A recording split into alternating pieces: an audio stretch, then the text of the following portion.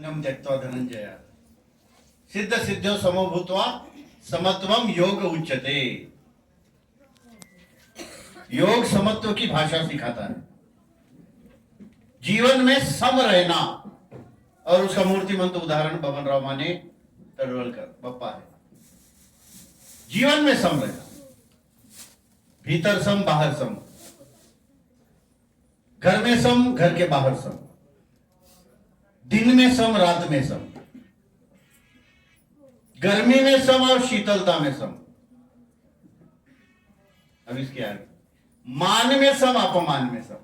ये बहुत कठिन बात, मान में और अपमान में दोनों में सम कैसे रह सकता, लेकिन उसमें उन्होंने विजय प्राप्त की है बबन राव जी।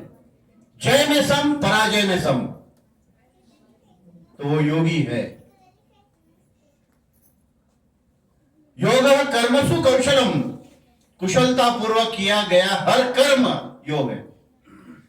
और उन्होंने हर कार्य को कुशलता से किया है, हर कार्य को, चाहे वो पंचर का काम हो या वेल्डिंग का काम हो या किसी दुकान चलाने का काम हो या जो भी काम, कुशलता से किया। योग पर भी उन्होंने अच्छी सिद्धि प्राप्त की है।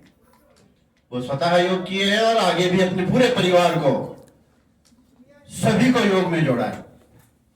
उन्होंने अपने जीवन में 4 चीजों को हासिल किया है। मैं 4 ही बातें बताऊंगा।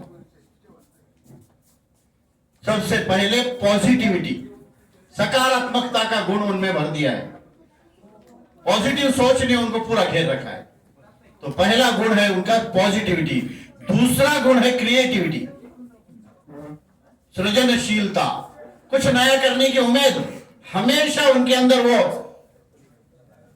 साइंटिफिक सोच, कुछ वैज्ञानिक दृष्टिकोण, कुछ नया करने की उम्मीद उनके अंदर निरंतर जागती रहती है। ये क्रिएटिविटी का दूसरा गुण उनमें है। तीसरा क्वालिटेटिविटी, गुणात्मकता, हमेशा गुणों में वृद्धि करना, हमेशा गुणों में आगे लेकर जाना। तो ये तीसरा गुण गुणात्मकता, और चौथा गुण है उत्पादकता, प्रोडक्टिविटी। ये चारों गुण उनमें कूट कूट करते हैं।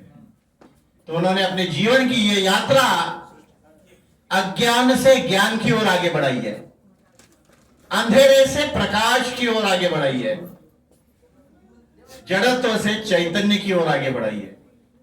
उनकी यात्रा ये छोटी मोटी यात्रा नहीं है, वो इस योग की यात्रा पर है, इस पथ पर है। उन्होंने अपने जीवन में सब देखा है। तो अज्ञान से ज्ञान की ओर, पूर्ण अज्ञान पूर्ण ज्ञान, ये इतना अंतर है। एक वाक्य में कहा जाए तो ये यात्रा फर्श से अर्श की है, फर्श से अर्श की यात्रा है। ये शून्य से शिखर की यात्रा है। बस एक वाक्य में उनका जीवन आ गया, शून्य से शिखर की यात्रा।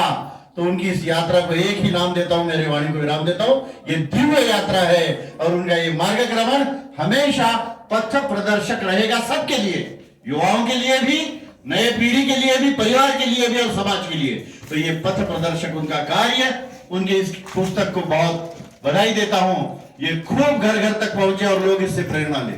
और आने वाले भी नई पुस्तकों को, वात्रटिका है, चौफुला है, इन पुस्तकों के लिए भी अभी से उनको बधाई देता हूं। और उनको मैंने बहुत नजदीक से देखा है, बहुत नजदीक से मेरा उनका संपर्क आया है, आज नहीं पहले, क्योंकि वे भी योग में परम पूज्य योग ऋषि स्वामी रामदेव जी महाराज को अपने गुरु मानते हैं, और मैं भी उनका कार्य करता हूं।